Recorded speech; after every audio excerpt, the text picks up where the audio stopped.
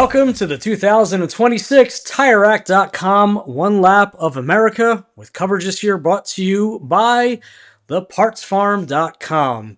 Today you are joined by Bryan and Solomon. We're happy to be back this time.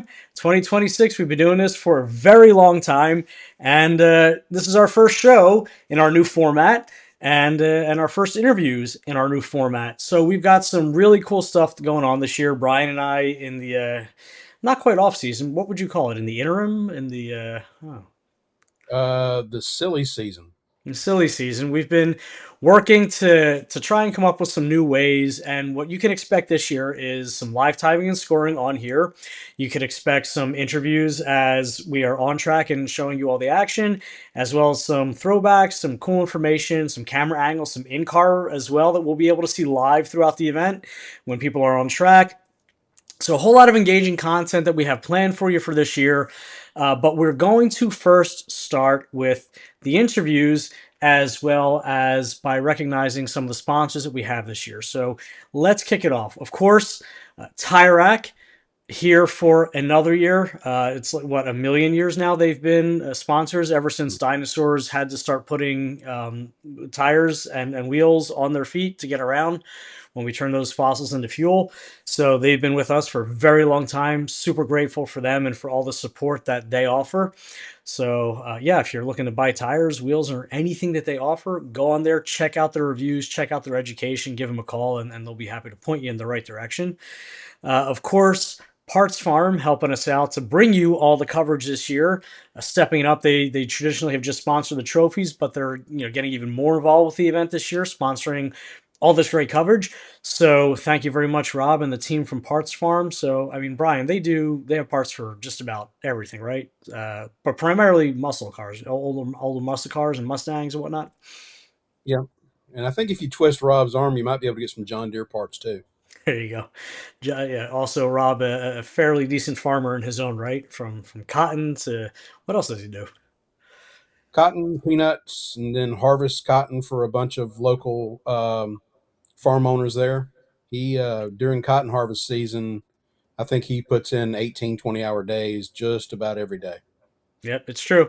And the funny thing is, like, and last year during I think the interview last year we had, right, or was it two? It was last year. He was Last on year. there and he crashes his tractor as he's on the interview with us, and that came fodder for a shirt that we had printed up for us last year. And then of course, Garmin lending a hand again this year with some product for the winners.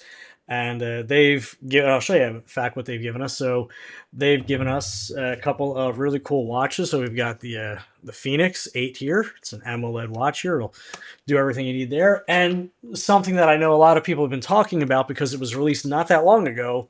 We've got a couple of the new Catalyst units, and you see these and you see them on a display or on some YouTube channels, and it doesn't quite do it justice in terms of just how different it is. So for comparison, here's my old unit. Here's the Catalyst, and here's the new one. I mean, the box, right, it is hidden by the old one.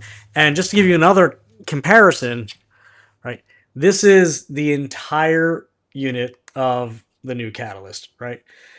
I mean, comparison, it's it's like my F-350 versus my wife's car. It's just very, very, very different. So very cool how they've gotten into here. Everything's done really on your phone, your laptop now. So very cool unit. We're looking forward to getting to know it a little bit more on the event. JD Cruel is going to be showing us a little bit about what they can do.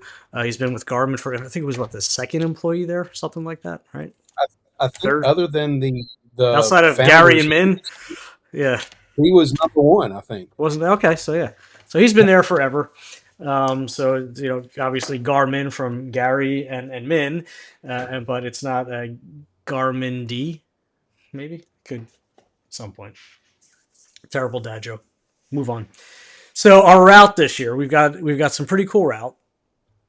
We've been to these tracks in the past, but here we go. So here's where we're going to be going this year, starting and finishing, of course, at TireRack's headquarters in South Bend, Indiana, and then heading on down to Nashville Super Speedway, where Bryan and I have some history there. last time in an RV. We'll get into that at another point. Hallett Motor Racing Circuit afterwards. Hallett, always a fun place for us. We've been there a ton of times. They always love having us there. It's a fun track. It's a great track. Then heading on up to High Plains Raceway. And I'm curious to see if we're going to have what we had last time we were there, Hopefully, the attack of the tumbleweeds. That was amazing. And we'll ask our guests about that because that was, I mean, everybody has a different take on it, but that was quite a thing there. Heading on out to Julesburg and Hastings, and then Slinger Speedway, which is going to be a new one for us, a little place. And then up to Road America. So again, big track, big speeds. That's going to be a fun place to go to. We haven't been there for a couple of years. So we'll see what goes on there. And then Black Hawk Farms, a place where Andy Hollis would probably like a do-over. And then back to Tire Rack for the end here. So this is, we say this now, it goes quick. It's going to be a long week. It's going to feel like a fast week. It looks like a baseball hat now. It started off this year looking like a goldfish, but now we're sort of a baseball hat with a bite taken out of it. But yeah, it should be a pretty fun time. So be sure to join us for all the live streams and all the fun that we're going to have throughout the week. Brian, am I missing anybody in terms of sponsors for right now? Or I think we've got the big ones uh, in. yeah, we got the big ones out. One thing, you're talking about our live streams during the week. We've been reaching out to some competitors of the past Mm-hmm. about coming in for interviews during the day. I spoke with America's favorite Marine, Liam Dwyer, and mentioned to him that we were doing that, and he goes, "I'm in. Let me know." Nice. That that's we'll have to get the bleep button and sort of the. I mean, is there a way to, I guess, blur things audibly? Because that should. I think we're gonna have to I do a don't. lot of that with Liam. He's an interesting I think character. if there is a delay button on the uh, on On the the stream software. deck. Yeah, that would be nice. But we're looking forward to seeing all those guys, and we have some more that we're trying to line up as well. And if you're seeing this and you would like to be a part of it, shoot us an email. You can either reach myself or Brian, so you can do Solomon at Lapdogs LLC, right? Or is it at lapdogs.com or what? What is it? No, Lapdogs.com? There you lapdogsllc.com. go. Lapdogsllc.com or Brian, Bryan, at lapdogsllc.com. So you can reach us there and we can get you set up and have you waiting in the wings to do that. And of course, Brian, some big news from you, Mr. Brock Yates Memorial Fund. Congratulations on that. Yeah, you see how much hair I've lost this year? So Brian has now taken over the administration and working on the Brock Yates Memorial Fund. Traditionally, Steve Rossini had been doing it, but he's now taken a back seat, and Brian is now jumping into the driver's seat. So he's been working on getting collectibles and some other cool things that we can auction off. And this year, auction is going to be a little bit different. Traditionally, we've done the auction. We've tried to open it up to other people, and it hasn't worked as well as we would have wanted it to. So this year we've partnered with Cars and Bids. Cars and Bids is going to be hosting our auction. So all throughout the event, you'll be able to see the items, place bids on it, and then we'll close it at the awards banquet at the end. So we'll give people a chance to bid there, but it should be a way to try and get few more eyes on it and some a little more availability for those auction items and try and raise some more dollars. Because to date, we're just shy of $300,000 that we've raised for the Alzheimer's Association through the Brock Yates Memorial Fund, and we'd really like to hit that ideally this year. A few other charities that we're working with, we're doing some good work with the American Brain Tumor Association. ABTA is back. You might remember them from last year. They're back again with us.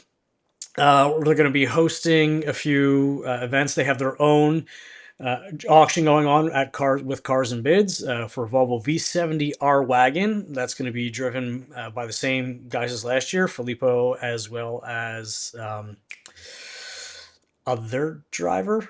It's escaping my name for a Oh, second. I don't because Jonathan. Jonathan. How could I John, forget John, Jonathan? Yep. And so they'll be racing that around the country and then auctioning that off afterwards. Hopefully they miss all the deer this year and don't wind up having to do some repairs. and they are as well. We'll have that car auction off on Cars and Bids, and they're going to have a car show if you're watching this and are in the South Bend area at Tire Rack's headquarters on the Saturday we get back for our dry skid pads. So stay tuned for information about that one. So that should be a pretty fun event. Host hotels, there's a different one too. Where we thought we were going to be, we are not where we thought we were going to be. We are back at the old Waterford Ramada. What is it? Whatever it's Wyndham. Them now. I think it is a Wyndham property now. So we're back there again. So we've tried out a few places. It hasn't quite worked out. So we're going back. So if you're in the area and want to join us on the Friday as we're doing tech and registration, all the cars are in there. By all means, come out and check it out. And you can meet the drivers such as the ones that we have waiting in the wings here. So our first guests on our new format. So they get to break this in and we get to see if this actually works. So we have Tom Freeman and Bryan Hubert. This is how I'm saying his name, and now it must be said like that throughout the rest of the event. So why don't we bring these gentlemen in so this way we can learn a little bit more about them. So Bryan and Tom, welcome to One Lap 2026. I feel welcomed. You I'm should. back. You are. So, gentlemen, it's good to have you here. Thank you for agreeing to be our guinea pigs for this and our first up here. We appreciate it. So, why don't you tell us about yourselves, the car you're running, and your team name? Bryan, you're the team captain. Go ahead, my friend. All right, and it is pronounced Uber. Thank you. And Silent H. anyway,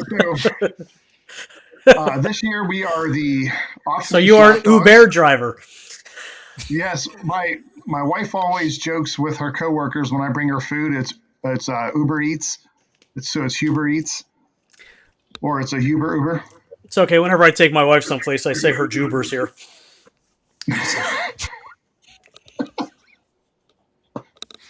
Okay, so we are the off-leash lap dogs. We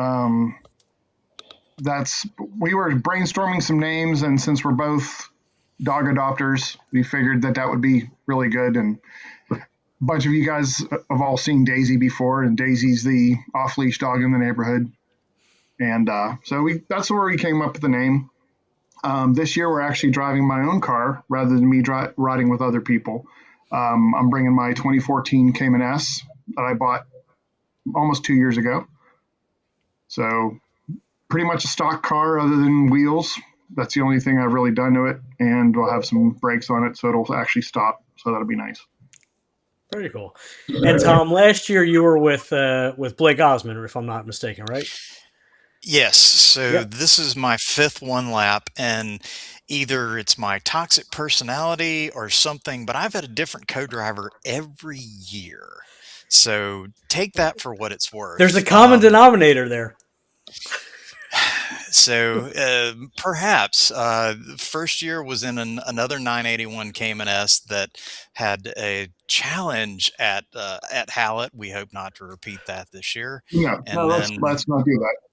Yeah, since it's your car. And then the other 3 years were in my Supra, but my Supra will be hanging out at home this year. So thanks to Bryan for giving me a seat. Very cool. So and this will be my third co-driver in 4 years. So maybe you two can finally get along with each other and stick with that. So that'll be good. So what are your expectations? I mean, where are you looking to be place wise? What's the goal for the event? You going out to have fun? You going out to win something? What's your goal here? Tom? We are here to have fun. Okay. So we know that we're not going to be at the pointy end of things, and that's okay. I think there's sort of a sliding scale at one lap of those that are more there for the rolling party and those that are there to win. we might be erring more towards the rolling party side of things. Uh, some things that Scotty Coors might be providing, we might be imbibing in. Nice, nice. And of course, you're talking about handkerchiefs because that's what he carries around with him all over the place. Well, Yes, obviously, yes. absolutely. Yes. We want the little stickers that he always puts on all the cars. There you go. Sticker games are always Yeah, strong. Toyota comes out every year with it, with a whole bunch of really good ones as well. So looking forward to seeing the shenanigans that takes place this year. I'm always, for me, each year, it's just I want to have fun, and I just love being around the cars and the people. I'm not a track rat. I don't have the availability or the budget to go pre-run tracks and do a bunch of track work all year long. I'm lucky these days if I'm getting 3 or 4 autocrosses in, Yep. and I've done more autocross in the past 12 months than I have in 5 years. But and that But truly is kind of the spirit of the event, isn't it? It's you have one sighting lap and then you're running 3 hot laps and then you're done. So the guys that are pre-running it, yes, they want to go out and win something. The cool Garmin stuff that we've got and the trophies that sometimes show up on time, and that sometimes even have the right class attached to them.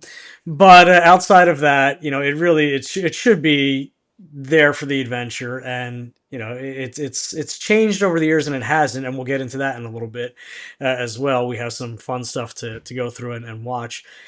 But you were talking about having fun, and we were looking at the tracks.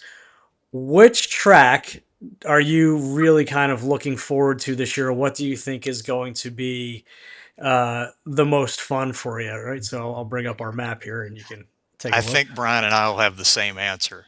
Okay, go for Uh, it. Road America. Road America. Okay. yeah, I'm looking forward to Road America. I've watched a couple of videos on it. Watching the ASM video on it was very terrifying, but at the same time, it's like it's going to be fun. Everything's going to be fine. As long as we don't get torrential downpours, it should be fine. That's the track I'm most looking forward to because when are you going to get to go back to Road America, other than at one lap? Yeah. So that's even if we plan on splitting up the tracks morning and afternoon, unless Tom has said like at Hallett, he says if it rains, you're driving. I'm not risking it after the previous event, and I'm looking forward to not having tumbleweeds flying at me at High Plains and not getting pushed. We're not taking scooters this year, so we're not going to get pushed up and down the track like we were last year. Well, the last time we were there. Yeah. Yeah, it's that was quite the. I mean, what go back to High Plains for us. I mean, what was your take on it when you first saw the sheer amount of tumbleweeds in the air and just going after everything? Had you ever seen that before? I mean, this was No, so I'm an East Coaster, and the only place I'd ever seen tumbleweeds was in cartoons. So that's the first time I'd ever seen an actual tumbleweed in person, and it was truly, truly strange. And I had a GoPro stuck on the side of the Supra for that, and there is in car of a couple frames where you see tumbleweed, tumbleweed, and then camera smacked flat against the car. I'm sure I wasn't the only one with that kind of footage, but yeah, they were truly like bigger than life, and apparently they were more populous than the people too. I mean, without exaggeration, when I say millions of tumbleweeds last year, I mean that was truly the case. It was pretty insane, yeah, very very interesting. 2 years When ago, I right, was Brian? watching the other cars run that year, after I had run, and just watching the tumbleweeds come up and smack up against the walls and the fences and just accumulate like they were trying to climb the fences, that was a little unsettling, but it also was hilarious. I mean, it was distracting. Tried not to let it distract you on track, but it was when they're coming bouncing at you and almost hitting the windshield. And some cars, you see them, they're just stuck to the grill, and that was pretty comical, and it was almost surreal because there's nothing out there. Yeah. That's the whole prairie thing. That was the first time I had ever seen that. And I've seen the plains and the Rockies, but that was weird. Yep. Yeah, absolutely. So we'll see what happens again this year. All right, Brian, why don't you go for it? What do you got? I'm kind of like Tom. I had never seen tumbleweeds until that day, except on like TV or cartoons. And that day we saw all the tumbleweeds. Yep. So that like Brian said, that was pretty surreal. So Brian, you're talking about doing your autocrossing. What do you think about the autocross course for this year? Or do you know what it is? I have no idea. I heard that it was going to be at Road America, but Yes. I've not seen anything beyond that. It will Hopefully, be it's better on. than the NCM one a couple years ago. I think you'll like this. Good. It's on the go-kart track. Oh, so it's like a mini time trial. Okay, that Correct. should be interesting. Yeah, because We we used to did do that that at Pit Race. in 2016 was the last time that we did the autocross there. So I guess you'll need to start watching film of the go-kart track. Yeah, Just don't take the Dubler line from that year on the I don't main plan on track. taking any Google or So that was anything. 2012. Was it? Oh, was it that long ago Yeah. now? Holy moly! Yes. Wow. Yep, we're old.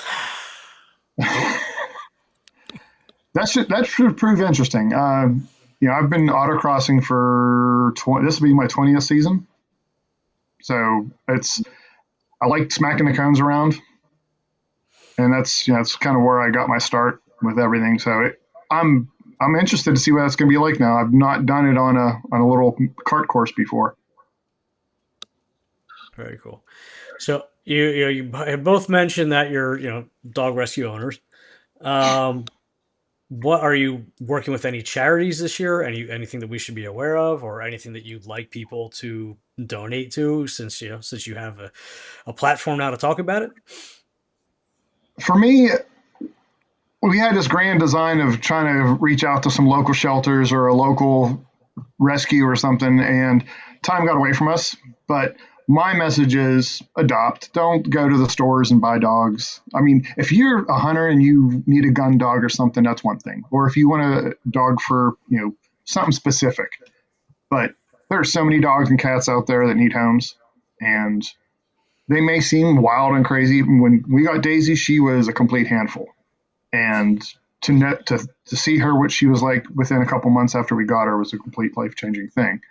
But so we just want, if you can donate to your local shelter, like a no-kill shelter, towels, blankets, anything like that. Sometimes we'll be like, hey, we don't need them. A couple months later, they might need them. The winter time.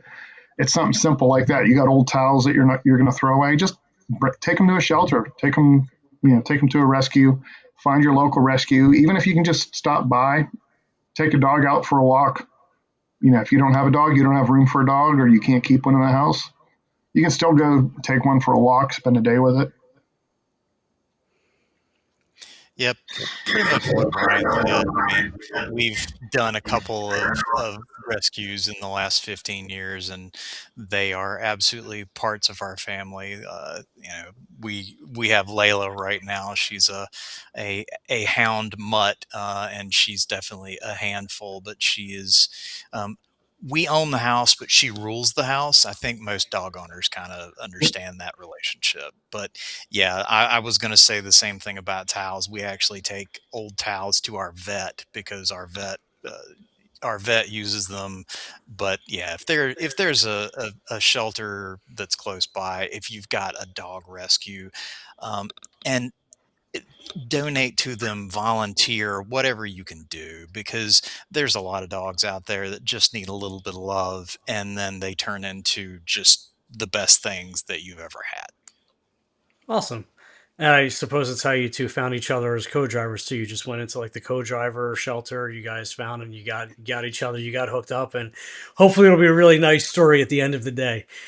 Tom and I, we've talked off and on for the past couple of years about co-driving together. Like, so hey, if your driver falls through or whatever, let's figure out something. And last year, it just did a whole bunch of other crap. I wasn't able to do one lap last year, but that was going to be a fallback, that if Tom just needed a transit driver, that I'd hop in the car and be a transit driver if he needed it. But yeah, so we'll see how this works. We both have similar taste in music, so the music shouldn't be a problem. Yeah, that will definitely not be a problem. And obviously, I've got the guitars behind me. But for those that don't know, and if Brian had on the light, you'd see his drum set behind him. So You can Brian would. kind of see it back there. There you go. We can zoom in on. Oh, look at that. Yeah, double bass drums. So Yeah. There you go. can you tell this guy's a prog drummer? A little bit, right? Yeah. How many times is he going to play Peaches? That's what I want to know. Millions of peaches. There you go. All How right. many times this year are you going to go see Rush? I don't have that kind of money. But we have all this money we got to spend for gas now. But yeah, I think she's going to be a great drummer in the band. I've been a fan of hers for years before she announced all this, but I think she's going to put on a good show for everybody. If anything was shown from the whatever those Canadian awards were, the music awards. Yeah.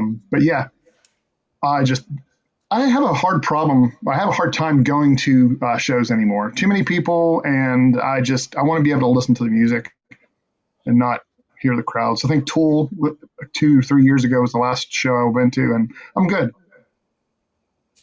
Very good. So basically, what you're telling us is you've reached that point in life now where you like to yell at people to get off your lawn. That's what you've told us. Not quite. Because I heard I don't like people. There are too many people at concerts. Yeah. Why would there be people at concerts? I paid to see them myself. It's too many. I'd rather, I'm used to playing shows where it was like 50 Damn people. you, popular bands. Yes. Damn you and your success. Yes. Old man shaking fist at cloud. I say we find a bass player and you guys just do a cover band on both Friday nights at Waterford. That would be Interesting. We'll get you some tin pots to play for the drums and, little colander for a hat and have at it. Pictures of doing that when I was like 3.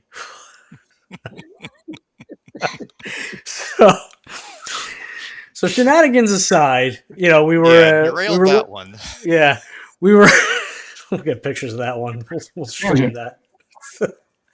So we had found some interesting footage from years past here that I'm going to bring up, and we're going to look at some comparisons from days past to now. So let's.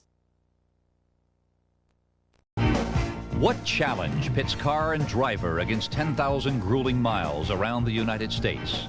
Across deserts in 106-degree temperatures, then north through nighttime snow and sub-freezing temperatures during the day.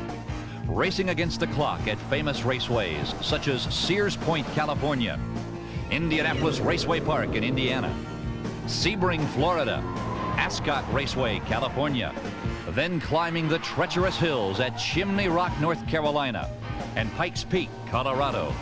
All this accomplished in 10 days where sleep is but a memory. The challenge is the Toyota aboard Thunderbird with veteran Steve Purdy. Get off to a good start in a great Chrysler car. An optimum technical operation, as the basic rules of one lap are straightforward. While a route guide is provided, each car is on its own to get from one point to the other as they circumnavigate the United States. If you miss a checkpoint or bypass an event, you'll be assessed penalty points. Then you'll race against the clock at numerous racetracks, hill climbs, and time-speed distance tests along the 10,000-mile course. Again, accruing points. Today, 40 years later, or how many one laps will this be? So let's see. It started in 83, right? So to 2023 is 40. No, first year was 83. 84. That's what I thought. 84. So on the 1993 broadcast, the man, the myth, the legend himself says this. Hold on. And the swamp buggy races, of course, but This is a special show to me. This is my one lap of America, if I may. It's Car and Driver's One Lap of America, as a matter of fact, brought to you by Bridgestone, but it's an event that I started 10 years ago, and it's not a rally and it's not a race. It's a big, long, 2,800-mile, very difficult tour for production run automobiles. And we're going to run a bunch of The race first one tracks. was 1984. You know, it was conceived 1983. It was first. If you guys were So like it me, wasn't born until 84.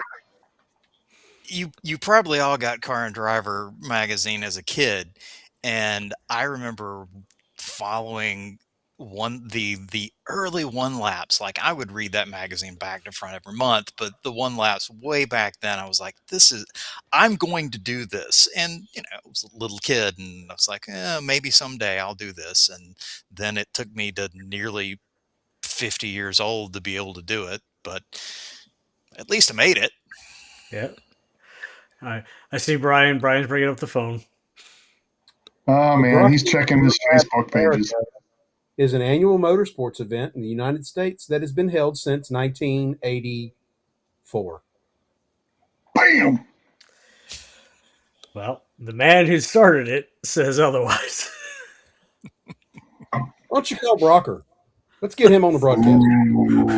We already have it. He'll be on later. But we should bring that up, the discrepancy there with him, just for the heck of it, to see what he says. I have my thoughts in terms of what he will say. Oh, I know exactly Yes. what he'll say, and it'll be profound. It'll be profane. I was going to say it'll be bleeped. But it'll be several profanities strung along together. I mean, It'll be something that uses an audio clip at the end of videos. Yep. So here's actually behind me on this side here. So I can't figure this one out. I'm so behind and backwards, but the guy in the blue is actually Junior back in 2008, with Senior right next to him, and this is at our old bar Gippers, at the Syphilis Inn, or whatever it was called, where we used to stay in South Bend. That no longer exists. It was just the embodiment of all the hotels that we used to stay in on the one lap many, many, many years ago. Not the nice cushy Thank places God I now. missed that place by about 2 years. You did. No, Doesn't Brocker like to stay in those places still? Like, he finds the diviest dives that no one else stays at, and that's where he picks? Like that, like at CMP. Oh my God, that was horrible. The Executioner. Oh, so he has a penchant for finding some of the worst hotels on the planet sometimes, and he thinks that it's the charm of the event.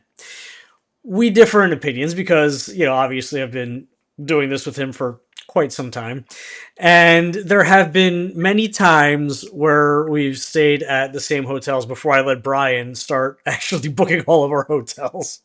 But I remember, I think it was the year that he and Beecham had tacoed a deer in the minivan. We were staying at one of his choice hotels. And before I got the call, I need you to come find us on this back road. All I remember hearing was like click, click, click, click, click, click, click, click, click, click, click, click, click, click, click, click, click, click, click. Just some very interesting individuals walking back and forth in some very interesting high heels and yelling at different rooms at different business transactions that hadn't quite gone to plan. And very entrepreneurial spirited place, but not one where I would really like to go back to. So yes, that was the world famous Jameson Inn in Lancaster, South Carolina, near CMP. The fact that you still remember the place's name tells me that you've gone back since then. Have you played Shark Tank there? No, it's that hotel's only like an hour from here, and bad ones stick out in my mind. For me, it's the one in Greenfield. That was terrible. I think I finally get my last vaccine for hepatitis next week from that hotel. So we've had some interesting encounters. In fact, I think what was it, 2007?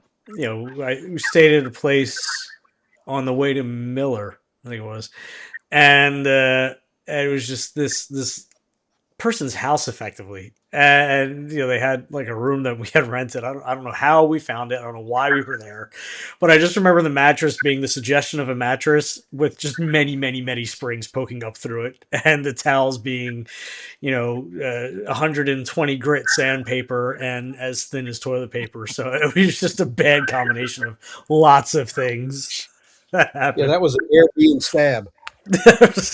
Yeah, almost like the Murder Mansion Inn, the story from 2011 in Louisiana. We've had some interesting places. Had a pirate, a legitimate pirate, hobble out to us. We're in the three Roush vehicles, and this guy. We're looking for this hotel. It was supposed to be a Days Inn or something like that, and we're in a parking lot. We're across the street from where this place is supposed to be, and this guy legitimately hobbles out of a bar with a peg leg and just kind of comes over to us. I mean, he's wearing an eye patch and a pirate tattoo. And he comes over and he leans in the car. He's like, "Yeah, y'all not from here." I'm like, "Nope." He says, "You're looking for the Days Inn?" I'm like, "They were the Holiday Inn." I'm like, how'd you know? He says, because there's no reason for you to be here. He says, that place there was the Carriage Inn that had just been taken over by this lovely couple who was trying to realize the American dream, but hadn't quite yet realized most of how to make it happen. And I mean, from having to rent towels from the front desk to having to use a Leatherman to operate the diverter on the shower, which then subsequently broke and started spraying water all over the room, so which we had to dam up with other towels that we had to rent, which were also very thin. Yeah, interesting times. So I'll ask you guys this, and let's go one by one here. So I'll start, Tom. Tom, with you. What is your favorite memory, most fun time on any of the one laps you've done so far? Probably last year since we couldn't have the usual one lap party in the parking lot at the casino, we got really creative and we used the Kentucky Boys trailer, and then someone got the bright idea to start jumping up and down. So there's like 45 people in a 28-foot trailer jumping up and down, and I'm sure the thing was leaving the ground. But it was pretty raucous, and there were many brain cells that did not make it through that evening. But that's one of my favorite memories of my 5-1 laps.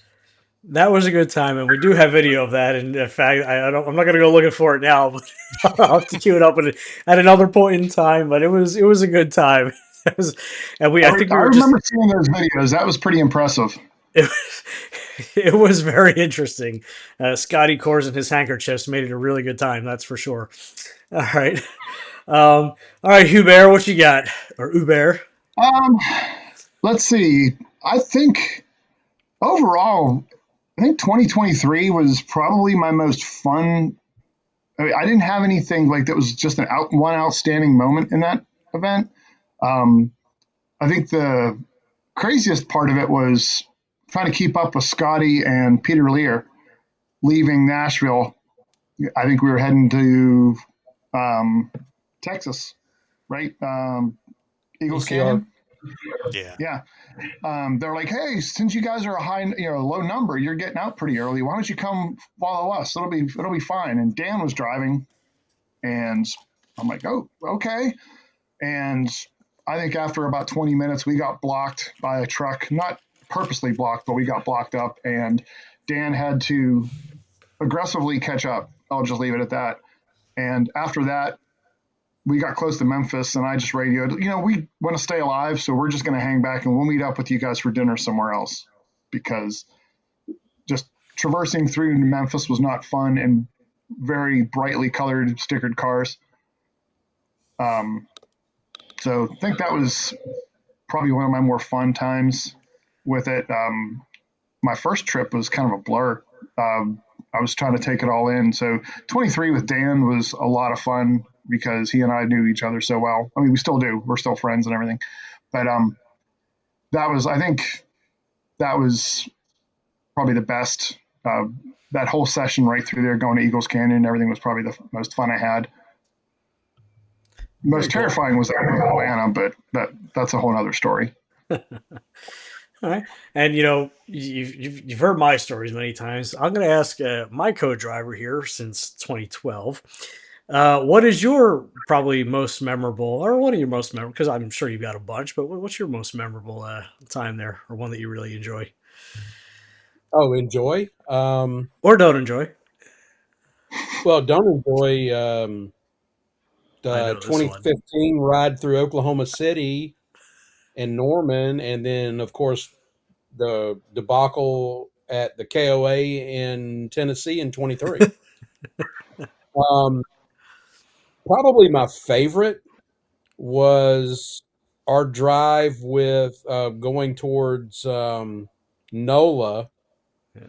with Treffert and Bob Kay. Yep. That Yep. was insanity, and it was.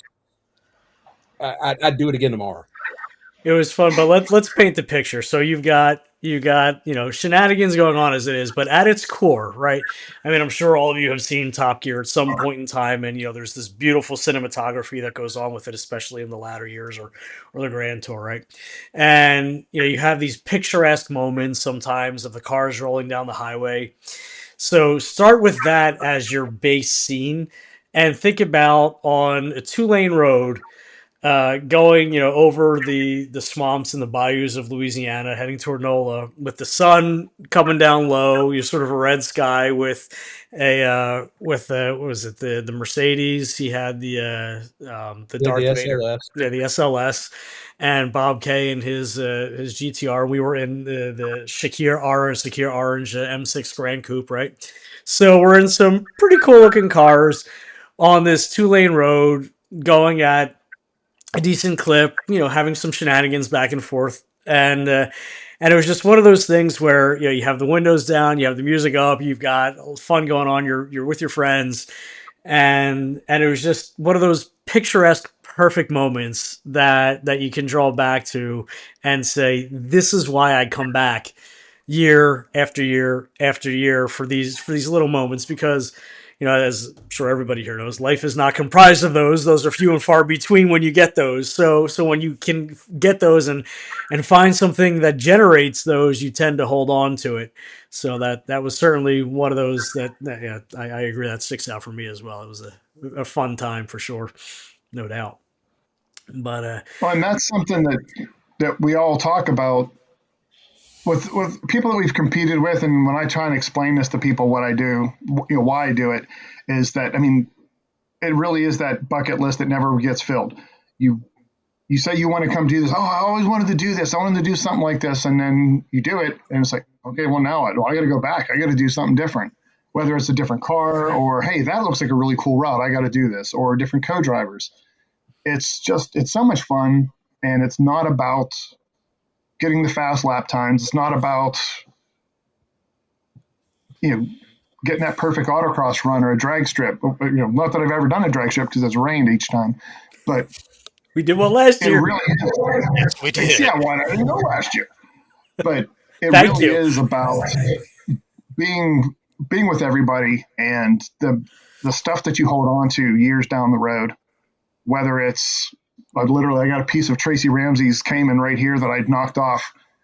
I've got it hung up, or it's just the memories you have, the people that you meet here. I mean, it's crazy the people you rub elbows with, and it doesn't matter whether you made of money or you're made of paper. It's it's just so much fun to be here every year. It's true. Well, Eric, Yeah. Go ahead, Tom. sorry, I stepped on you. Eric Scheimer summed it up really well with it's summer camp for adults with cars. Yeah, That pretty much was like, yeah, that is spot on. That tracks. 100%. And again, it's the people, it's the places, it's the experience. Because to your point, whether you're coming to the table with high dollar stuff or low, you're gonna have the same time. Doesn't matter. And that's sort of the thing. The event kind of equalizes everybody because you have the same set of laps, it's the same amount of laps, you have the same challenges that you're going to face as everybody else, and you're playing the roulette wheel of luck, whether and in between tracks, on the transits, you could. We've had before front runners get knocked out via transits and via some silly things. So playing that roulette wheel of luck is certainly part of it. But I don't think we could have chosen a better topic to end on. Gentlemen, I greatly appreciate you coming in and joining us and being our guinea pigs and our first guest here for the 2026 TireRack.com One Lap of America. Certainly looking forward to seeing you in person in a couple of weeks in South Bend, Indiana. But certainly thank you very much for joining us, and we look forward to seeing you.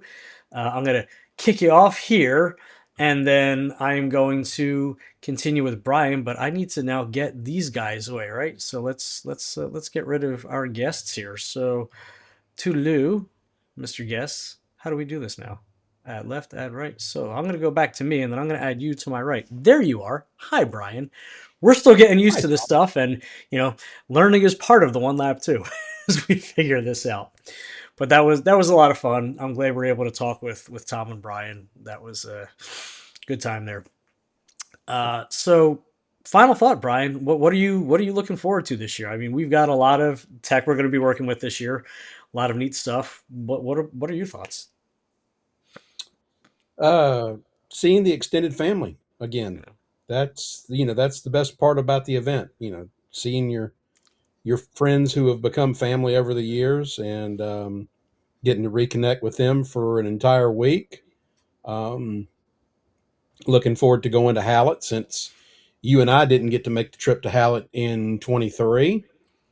Going back to Road America, we've not been to Road America since 2019. Mm-hmm. So looking forward to going back to both of those places. Mm-hmm. Were we at Road America in 19? Yes, we did Brainerd and Road America in 19. I remember Brainerd. For some reason, I can't remember running Road America. Yep. It was in the 14 Shelby. Yeah, I remember that. I know it was in there, but I just can't. For whatever reason, I have a block, and I cannot remember running Road America. Oh, Yep. I vaguely remember it now. I vaguely remember climbing the hill in the 14 now. Okay, because I remember I was like, oh yeah, this is I still got some pickup. Because I think, did Musto and I go out in the same group, or did I go?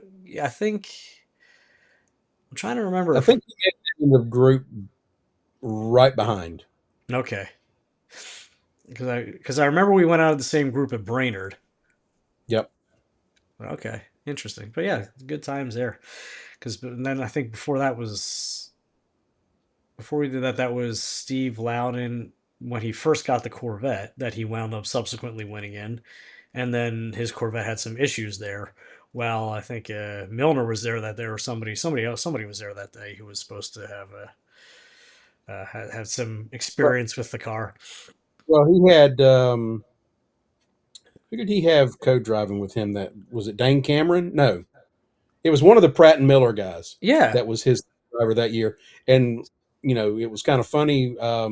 You harken back to 2016 when we were at Road America, and the Pratt and Miller guys were there testing for Le Mans. As soon as we got off track, they got on track in the C7R. Yep. Yeah, good times. We have photos with Tommy and everybody else from then too, right? So, yep, good times for sure. Well, I'm looking forward to it this year. I think we're going to be able to bring the fine folks at home watching this some really good content. Again, you can expect to see the live timing and scoring right here. It'll be down below. Down below. There we go. On there, I got it. Yeah. What he did.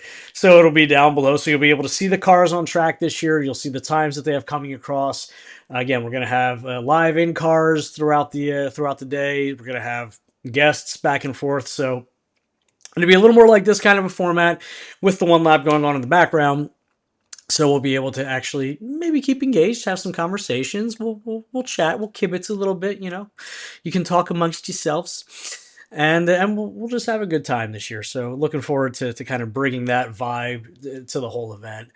But that's I think that'll wrap up our first interview show here for 2026. So, with that said, for the 2026 TireRack.com One Lap of America, I'm Solomon. This is Brian, and of course, all of this broadcast brought to you by PartsFarm.com. There it is.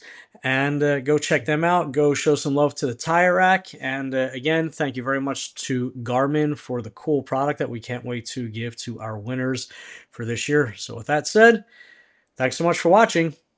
We'll see you on the next one.